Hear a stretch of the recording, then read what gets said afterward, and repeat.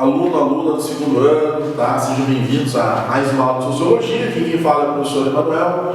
E vamos continuar a nossa saga pelo capítulo 8.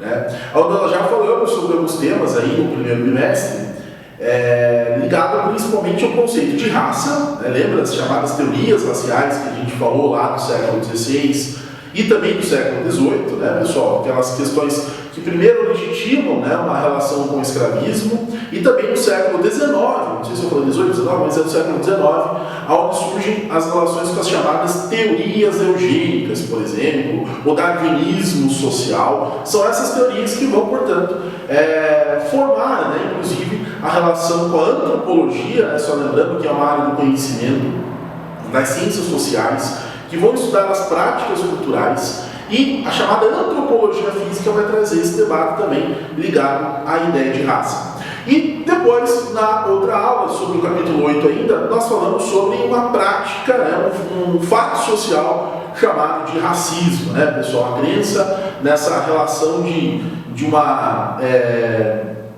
hierarquia, né, gente, faz com que a hierarquia entre raças faz com que surjam práticas como o racismo, a segregação ou até mesmo o racismo, entre aspas, velado. E faltou falar da terceira aula para vocês também, que é a chamada democracia racial, dada aí semana passada, onde nós falamos do Gilberto Freire, nós falamos do Florestan Fernandes, que são, né, antropólogos brasileiros que vão, principalmente aí o Darcy Ribeiro também, mas nós falamos aí do Gilberto Freire com esse conceito ligado a uma relação principalmente com a democracia racial, a crença na suposta democracia racial brasileira e os problemas principalmente incorporar, né, o negro numa sociedade de classes, como nós vimos que isso vai acabar promovendo uma falsa ideia de uma igualdade social no Brasil.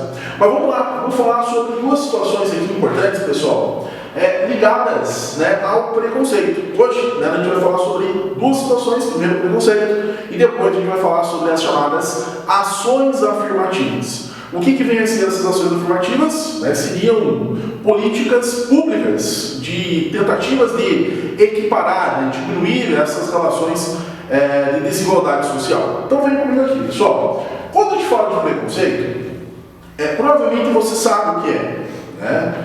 Dentro do próprio senso comum, você sabe que preconceito é tratar, talvez, alguém com certo desprezo, né, trazendo a relação de um tratamento desigual, né, frente a um outro indivíduo, que deveria ser tratado igual a você. É uma atitude errada que nós, enquanto sociedade, devemos refutá-la, né, inclusive o preconceito. Então, Horácio Nogueira, que é um cientista social, pessoal, ele vai escrever um ensaio. Por incrível que pareça, gente, um dia antes de uma palestra, para explicar essas práticas que existiam lá, o preconceito. E ele vai dizer o seguinte, pessoal, nesse ensaio, né, ele vai ser influenciado pela ideia do Weber, né, novamente o Weber aqui, a busca de um tipo ideal de preconceito, buscando uma hipótese, certo? Não limitem, né, essa relação. É uma proposta de análise do Horácio Nogueira para pensar esse preconceito existente no Brasil e nos Estados Unidos, trazendo até, gente, relatos pessoais, né, daquilo que ele vivenciou na realidade aí, beleza? Então ele vai dizer o seguinte: existem dois tipos de preconceito. Um preconceito de marca, baseado na aparência física dos indivíduos, e um preconceito de origem, baseado na ascendência, baseado, portanto, nas relações, basicamente, da formação de um povo.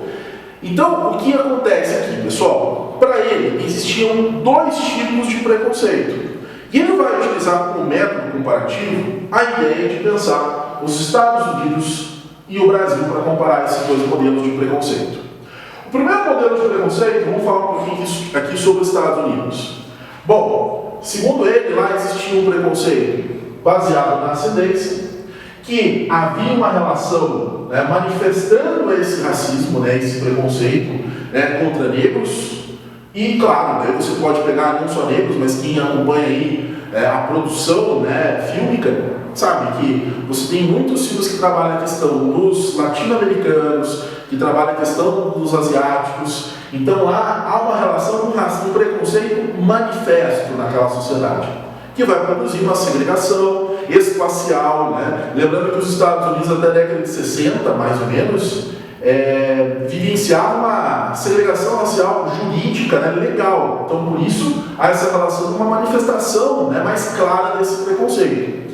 Já, é claro, obviamente, produz uma segregação. Já no Brasil, pessoal, e aí trazendo inclusive para o conceito de democracia racial, é um racismo baseado no quê? Na marca, nos traços físicos, certo? Não reconhecido na sociedade muitas vezes, né? Diferente daqui acontece, pessoal, ele não se reconhece, né? Vejam, porque até mesmo dentro das estruturas sociais você tem permeadas pessoas mestiças, negras, brancas, e com isso, né, falando do negro, mas também são outras etnias, mas que muitas vezes esse preconceito não está baseado na origem, mas sim na marca, então, certo?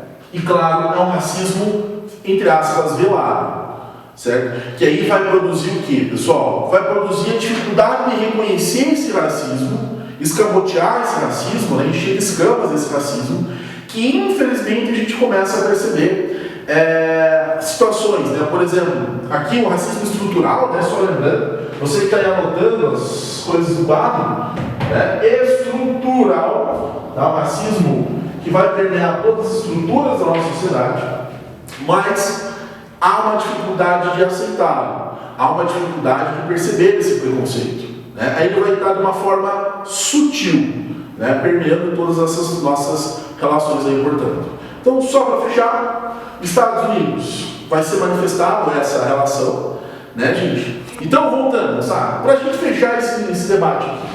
Lembrar que nos Estados Unidos produz um racismo não velado, né, um racismo baseado na origem dos indivíduos. Isso vai promover uma segregação, muitas vezes, espacial nesse país. E no Brasil, a gente vai perceber um racismo baseado na marca, nos traços físicos, né, desses indivíduos, e um racismo velado, né? Um racismo que vai ser estrutural, um racismo que dificilmente as pessoas o reconhecem, né? É aquela história, não sou racista no Brasil, nós não somos um país racista. Só que, na verdade, nós percebemos que as nossas relações são sutis, né, de dominação, desses processos das nossas relações sociais, nós percebemos e muito essa questão desse preceito racial. E só para fechar, uma frase do Horaci mesmo, que abre o livro dele, que abre esse ensaio sobre o preconceito de marca com o preconceito de origem, diz assim, né? Não é de bom tom falar de cor quando na casa de enforcado se fala de corda, né? Quanto na casa do enforcado se fala de corda.